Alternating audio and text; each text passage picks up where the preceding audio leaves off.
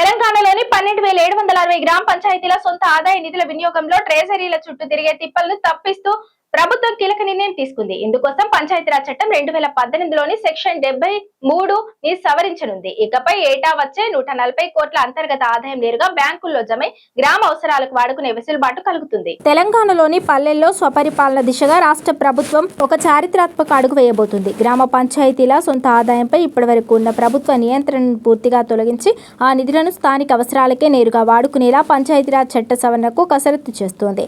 రాష్ట్ర వ్యాప్తంగా ఉన్న 12,760 గ్రామ పంచాయతీలకు ఇల్లు, నల్లా పన్నులు, లేఅవుట్ అనుమతులు, సంతల నిర్వహణ, వేలం పాటల ద్వారా ఏటా సుమారు 140 కోట్ల వరకు సొంత ఆదాయం సమకూరుతోంది.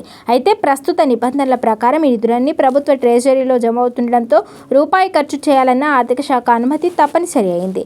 ఈ పాత పద్ధతి వల్ల గ్రామాల్లో పారిశుద్ధ కార్మికులకు వేతనాలు ఇవ్వాలన్నా, ట్రాక్టర్లకు డీజిల్ కొట్టించాలన్నా, వీధి లైట్లు, ఫినాయిల్, బ్లీచింగ్ పౌడర్ వంటి అత్యవసర వస్తువులు కొనాలన్నా నెలల తరబడి ట్రెజరీల చుట్టూ తిరగాల్సి వస్తుంది. కేంద్ర ఆర్థిక సంఘం నిధులు నేరుగా పంచాయతీల ఖాతాల్లో పడుతున్నప్పటికీ తాము కష్టపడి వసూలు చేసుకున్న సొంత నిధుల కోసం సర్పంచులు ఇబ్బందులు పడడంపై తీవ్ర అసంతృప్తి వ్యక్తమవుతుంది.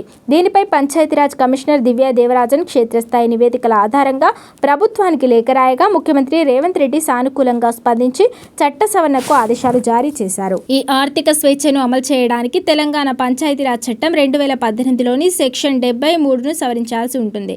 దీంతో పాటు నిధుల డ్రా ప్రక్రియలో పారదర్శకత కోసం జాయింట్ చెక్ పవర్ విధానంలో కీలక మార్పు చేయనున్నారు. ప్రస్తుతం ఉన్న సర్పంచ్, ఉప సర్పంచ్ ఉమ్మడి చెక్ పవర్ స్థానంలో ఉప సర్పంచ్ను తొలగించి గ్రామ కార్యదర్శికి ఆ బాధ్యతలు అప్పగించనున్నారు. ఈ మేరకు రూపొందించిన 2 ఆర్డినెన్స్లను త్వరలో జరగబోయే మంత్రిమండలి సమావేశంలో ప్రవేశపెట్టి ఆమోదం తెలపనున్నారు.